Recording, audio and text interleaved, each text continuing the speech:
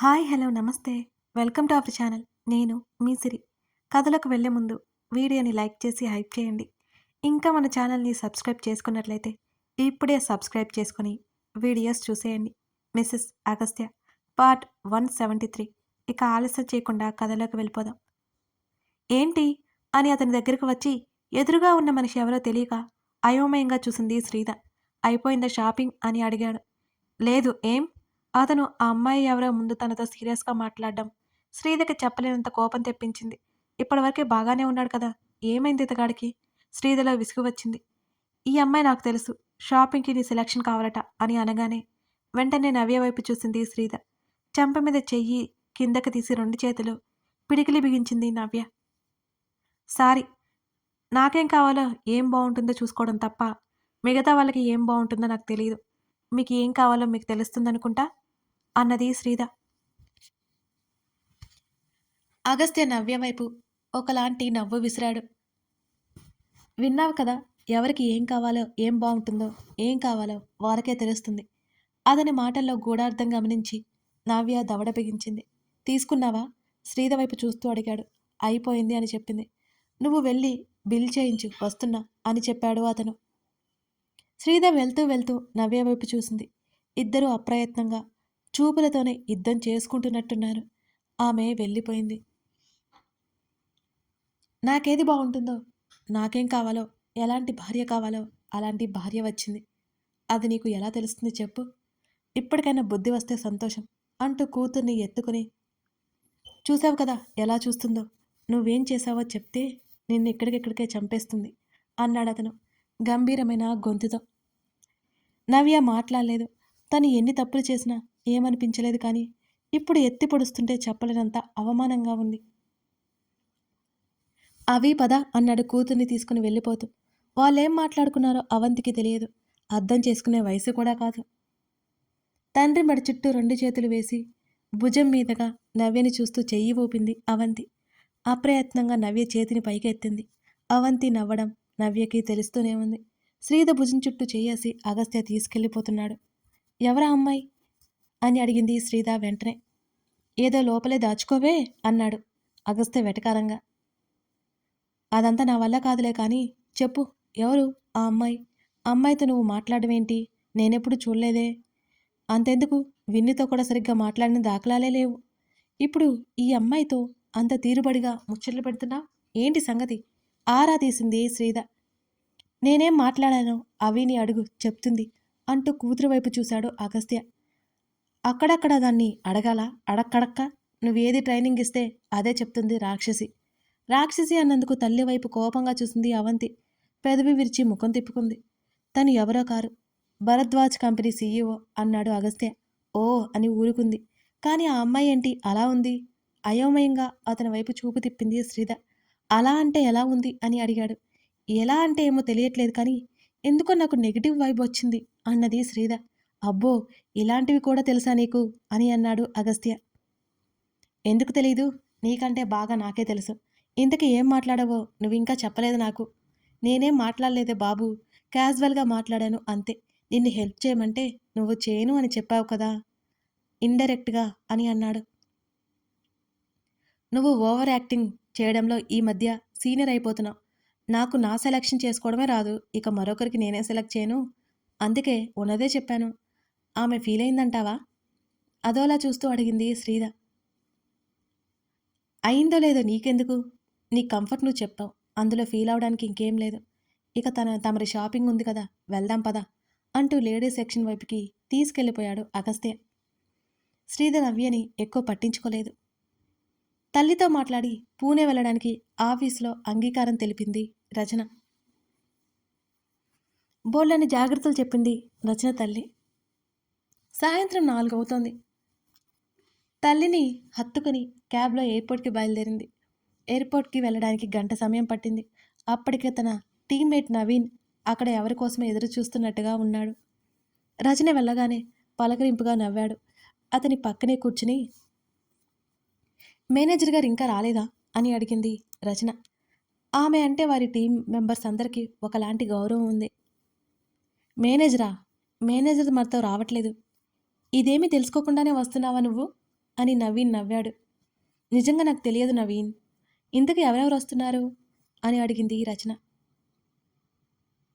Arvind sir, Malathi madam, మనమిద్దరం అంటున్న నవీన్ మాటలకి ఆమె కళ్ళు విప్పారాయి. ఏంటి అని అడిగాడు. అవును, నువ్వు అడగలేదా? లేదన్నట్టు అడ్డంగా తలాడించింది నవ్య. మాలతి ఎవరు అని అడిగింది. ఆఫీస్లో ఉండడం అంటే ఉండడం కాదు, అన్నీ తెలుసుకోవాలమ్మా. అరవింద్ సార్కి కాబోయే భార్య. ఆవిడ వెకేషన్కి వస్తున్నారట. అతను చెప్తుండే గుండెల్లో పెరుగు పట్టినట్టు అనిపించింది రచనకి. ఏదో తెలియని కలవరం. అదెందుకో కూడా తెలియలేదు. అరవింద్ అరవింద్ సార్ వస్తారా అని అడిగింది. అవును, యాక్చువల్లీ మరో ఇద్దరు రావాలి, కానీ వాళ్ళు ఎందుకో డ్రాప్ అయిపోయారు. అందుకే మన బ్రాంచ్ నుంచి తీసుకుంటున్నారు. అనుకోకుండా మనిద్దరం సెలెక్ట్ అయిపోయాం. మనం సరిగ్గా ప్రజెంటేషన్ ఇచ్చామంటే మన లైఫ్ మారిపోతుంది రచన. మనకి గుర్తింపు వస్తుంది. నవీన్ ఉత్సాహంగా చెప్పాడు. రచన అలాగేనన్నట్టు తల ఊపింది. అక్కడికి వెళ్ళిన తర్వాత మనమేం ఖర్చుండదులే, అన్ని కంపెనీ చూసుకుంటుందట. మన కోసం అన్నీ రెడీ చేసి పెట్టారని మేనేజర్ అన్నాడు అని నవీన్ చెప్పుకుపోతున్నాడు. రచన ఆలోచనల్లో మునిగిపోయింది. కాసేపటి తర్వాత తల తిప్పి చూసిన ఆమెకి అరవింద్ వస్తూ కనిపించాడు.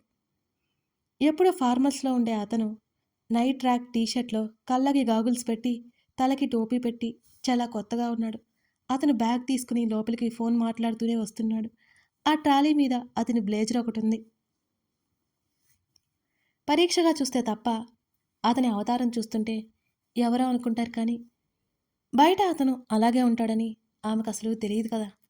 అరవింద్ కనిపించగానే ఇద్దరు కుర్చీల నుంచి పైకి లేచారు. కూర్చోమన్నట్టు కళ్ళతోనే సైగ చేసి కాల్ కంటిన్యూ చేస్తూ రచన పక్కన కూర్చున్నాడు. ఆమెకి చాలా కంగారుగా అనిపించింది. సింగిల్ సీటర్ అయినా మరి కాస్త ముడుచుకుపోయి కూర్చుంది. అతను కాళ్ళు చాపి వెనక్కి వాళ్ళట్టే కూర్చుని మాట్లాడుతుంటే ఓరగా కళ్ళు తిప్పి చూసింది రచన. ఇంతకుముందు చూసిన దానికంటే కాస్త పెరిగిన గడ్డం, క్యాప్ జుట్టుని కప్పేసి ముఖానికి ఒక కొత్త అందాన్ని తెచ్చిపెట్టింది. అతని చూపులు అటేటో ఉన్నాయి. అతను మాట్లాడుతూనే ఉన్నాడు. ఆ మాటలు చాలా చాలా సరదాగా ఉన్నాయి. ఎప్పుడూ అతన్ని అలా చూడని ఆమె కాస్త వింతగా చూసింది ఆ క్షణం. అతను కాల్ కట్ చేయగానే ఉలిక్కిపడి ముఖం తిప్పుకుంది రచన. తెలియకుండానే చేతులు వణుకుతున్నాయి ఆమెకి. ముఖానికి క్యాప్ పెట్టుకుని వెనక్కి వాలి అలాగే కూర్చుని ఉన్నాడు. అరవింద్ ఉండడంతో నవీన్ నోరు ఎత్తకుండా కూర్చున్నాడు. అతనికి కూడా అరవింద్ని చూసి కాస్త ఆశ్చర్యంగానే ఉంది. కొత్తగా కనిపిస్తున్నాడు మరి. అదే సమయంలో ఒక అమ్మాయి అక్కడికి వచ్చింది. మోకాలికి కాస్త కిందకు ఉన్న మ్యాక్సీ, గాగుల్స్ తల మీద పెట్టి జుత్తు విరబోసుకుని ఉంది. అరవింద్కి ఎదురుగా వచ్చి ఆగింది ఆమె. ఆమె ఎవరో అర్థం కాలేదు రచనకి. అరు ఆమె పిలుపుకి క్యాప్ తీసి చూశాడు. అప్పటికే ఆమె పక్కనే ఉన్న డ్రైవర్ లగేజ్ తీసుకొచ్చాడు. ఆమె ముఖం కోపంగా ఉంది. ఇతనే లేట్ చేశాడా అంటూ డ్రైవర్ వైపు కోపంగా చూసింది. తలదించుకున్న డ్రైవర్ వాళ్ళకం చూస్తుంటే అప్పటికే బోల్డని చివాట్లు తిన్నట్టు ఉన్నాడు. ఇట్స్ ఓకే, ఫ్లైట్ టైం ఇంకా ఉందిలే కదా, కూర్చో అంటూ అతని పక్కనే సూట్ చూపించాడు. కానీ అప్పటికే వేరే ఎవరో ఉన్నారు. వెంటనే ఇటు పక్కనే ఉన్న రచన వైపు చూసింది. ఆమె మాలతి అని రచనకి అర్థమైంది. ఎవరు తను అనగానే రచన నిటారుగా అయింది. మన ఆఫీసే అని అన్నాడు అరవింద్. నువ్వు వెళ్ళి ఎటైనా కూర్చో. ఆమె ఒకలాంటి విసుగుతో అనగానే రచన ముఖం చిన్నబోయింది. వెంటనే పైకి లేవబోతుంటే నువ్వు ఇక్కడే కూర్చో, వెనక్కి వెళ్తాను అని అన్నాడు నవీన్. పర్లేదు. నవ్వు రాకపోయినా కష్టం మీద నవ్వు నటించి పైకి లేస్తుంటే రచన నువ్వాగు అని ఆమెకి చెయ్యి అడ్డుపెట్టినట్టు కాస్త దూరంలోనే ఉన్న ఆమె ముందర ఆపి మాలతి వైపు చిరాగ్గా చూశాడు అరవింద్. పద అతను లేచాడు. వాళ్ళిద్దరూ వెనక్కి వెళ్ళడంతో రచన అక్కడ ఆగిపోయింది. ఎవరితో ఎలా బిహేవ్ చేయాలో నేర్చుకో. అరవింద్ కసురుతున్నాడు. అంత కోప్పడిన అమ్మాయి అరవింద్ తిట్టగానే సైలెంట్ అయిపోయింది. అరవింద్ సీరియస్గా ఏదో చెప్తుంటే సారీ చెప్తుంది. తనని ఎలా తక్కువ చేసి చూసినందుకు రచన ముఖం ఎలాగా అయిపోయింది. అవన్నీ అలవాటే అయినా అతను భరించలేకపోయింది. రచన, నవీన్ నెమ్మదిగా పిలిచాడు. కొంచెం నా లగేజ్ చూస్తుంటావా నవీన్? అతని వైపు చూడకుండానే లేస్తూ అన్నది. నవీన్ తలాడించాడు. హ్యాండ్ బ్యాగ్ మాత్రమే భుజానికి ఉంది. అలాగే వేగంగా నడుచుకుంటూ వెళ్ళిపోవడం అరవింద్ కూడా చూశాడు. మరో 10 నిమిషాల తర్వాత తిరిగి వచ్చిన ఆమె ముఖం ఎర్రగా కందిపోయింది. ఆమె అలా అయిపోవడానికి కారణం ఏంటో పెద్దగా ఆలోచించకపోయినా అర్థమైపోయింది అరవింద్కి. ఆ తర్వాత ఫ్లైట్ జర్నీ స్టార్ట్ అయింది. అరవింద్ పక్కన కూర్చొని భుజం మీద తలవాల్చింది మాలతి. ఇటువైపు రచన కూర్చుంది. నవీన్కి వెనుక సీట్ బుక్ అయింది. ఆమె మొదటిసారిగా ఫ్లైట్ ఎక్కింది. ఆమె ఎంత భయపడుతుందో ఆమెను చూస్తున్న వారి ఎవరికైనా అర్థమవుతుంది. మాలతి విండో వైపు చూస్తూ ఏదో మాట్లాడుతోంది, కానీ అరవింద్ వినిపించుకోలేదు. కుర్చీ చేతులను గట్టిగా పట్టుకుని కళ్ళు బిగించి ఏవో మంత్రాలు జపిస్తున్నట్టు భయంతో వణికిపోతున్న రచన వైపు అతను వింతగా చూసి అంతలోనే చిన్నగా నవ్వుకున్నాడు. ఎయిర్ హోస్టెస్ని పిలిచి రచన గురించి మాట్లాడాడు. ఆమె రచన దగ్గరికి వెళ్ళింది. ఆమె పిలుపుకి ఉలిక్కిపడి చూసింది రచన. ఆమె మాటల్లో పెట్టడంతో తను ఫ్లైట్లో ప్రయాణిస్తున్న విషయం కాసేపు పక్కన పెట్టి సమాధానం ఇవ్వసాగింది. కాసేపటికి రచన కుదుటపడింది. ఎయిర్ హోస్టెస్ వెళ్తూ అరవింద్ తనను పంపించిన విషయం చెప్పి వెళ్ళిపోయింది. అరవింద్ వైపు కృతజ్ఞతగా చూసింది రచన. కాకపోతే అతను చూడలేదు.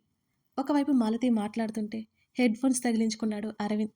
విండో సీట్లో కూర్చోవాలి అనిపించింది, కానీ ఆ ఛాన్స్ లేక అడగలేక ఊరుకుంది రచన. రాత్రికి పూణేలో దిగిపోయారు.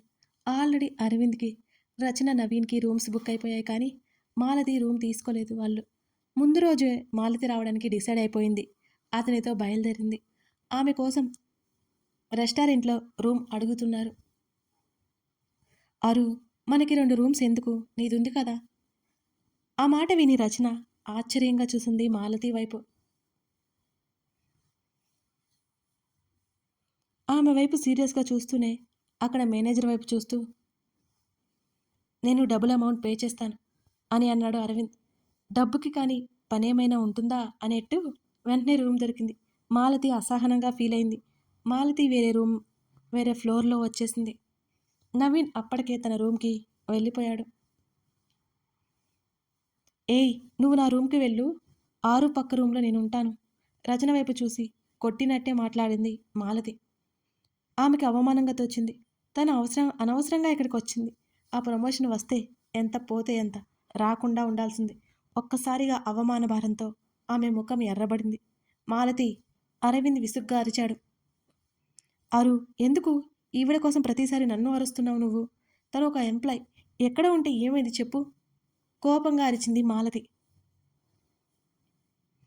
అప్పటికే రచన కళ్ళల్లో నీళ్లు తిరిగాయి. జీతం తీసుకున్నంత మాత్రాన పడి ఉండాలా అనే ఫీలింగ్ వచ్చింది రచనకి. అంతలోనే గట్టిగా ఊపిరి పీల్చుకుని, ఇట్స్ ఓకే సార్, నేను వెళ్తాను అంటూ మాలతి వైపు చూసింది కీస్ కోసం. ఆమె చేతిలో కీస్ పడేసింది మాలతి. ఆ పడేసే విధానం కూడా ఏదో ముష్టి వేసినట్టుగా విసిరేసింది. రచన అవి అందుకొని వెళ్ళిపోయింది. అరవింద్కి ఒక్కసారిగా మాలతి మీద కోపం. అదే సమయంలో రచన గురించి జాలి కలిగాయి. మాలతిని పట్టించుకోకుండా తను లిఫ్ట్ వైపుకి వెళ్ళాడు. అప్పటికే మరో లిఫ్ట్లో రచన వెళ్ళిపోయింది. మాలతి పక్క గదిలోనే ఉన్నందుకు హ్యాపీగా ఫీల్ అయింది. అరవింద్ రూమ్లోకి వెళ్ళి ఫ్రెష్ అయ్యాడు. మరో గంట తర్వాత మాలతి గదిలోకి వచ్చింది. తలుపు తీయగానే నవ్వుతూ లోపలికి వచ్చింది. డిన్నర్ నీతో కలిసి చేద్దామని ఇక్కడికి వచ్చేశాను వారు అంటూ అతను బెడ్ మీద కూర్చుంటే పక్కనే కూర్చుంది మాలతి. అతడే మాట్లాడలేదు. ఆమె తనకి కాబోయే భార్య.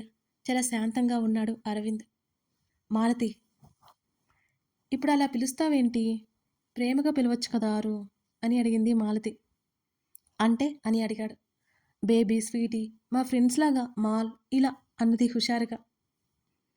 నువ్వు నా నుంచి అలాంటివి ఎక్స్పెక్ట్ చేయకోకే, ఎందుకంటే నాకు రాదు అనగానే మాలతి ముఖం వాడిపోయింది.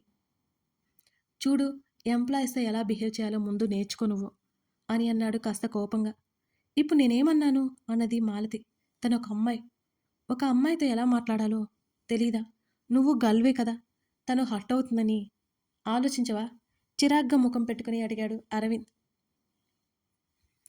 లైట్ ఆరు, ఆఫ్టర్ ఆల్ ఎంప్లాయ్ కోసం నువ్వు నాతో ఎందుకు ఇంత రూడ్గా మాట్లాడుతున్నావు? ఆమె కోపంగా అడిగింది. ఎంప్లాయీస్ బాగుంటేనే మనము బాగుంటాం. తను చూడ్డానికి ఎలా ఉన్నా సరే, ఇక్కడ వరకు వచ్చిందంటే తన వర్క్ ఎబిలిటీ ఏంటో నువ్వు తెలుసుకోవాలి అని అన్నాడు. మిడిల్ క్లాస్ పీపుల్స్ అందరినీ నువ్వు వెనకేసుకొస్తావు, కోపంగా అరిచింది మాలతి. ఎవరైనా మనుషులే, నువ్వు బిహేవియర్ మార్చుకోకపోతే నాకు నువ్వెప్పటికీ నచ్చవు. అరవింద్ మాటలు విని ఉలిక్కిపడింది మాలతి. పెళ్ళి అయ్యే వరకు అతనితో చాలా మామూలుగా ఉండాలి. సారీ అని చెప్పి అతని చేతిని అందుకుంది. అరవింద్ మాట్లాడలేదు. అతను రచన గురించి ఆలోచిస్తున్నాడు. అతను లేచి ఫుడ్ ఆర్డర్ ఇవ్వడానికి ల్యాండ్ లైన్ దగ్గరికి వెళ్ళాడు. అతని వెనకే వెళ్ళి మాలతి హత్తుకుంది. కథ కొనసాగుతోంది. కథ నచ్చితే లైక్ చేసి కామెంట్ చేయండి. ఇంకా మరిన్ని కథల కోసం మన ఛానల్ని సబ్స్క్రైబ్ చేసుకోండి. మెంబర్షిప్లో వీడియోస్ చూడాలంటే ఇంట్రెస్ట్ ఉంటే మెంబర్షిప్ తీసుకుని సపోర్ట్ చేయండి. Thank you for watching this video. మరో ఎపిసోడ్తో మళ్ళీ కలుద్దాం.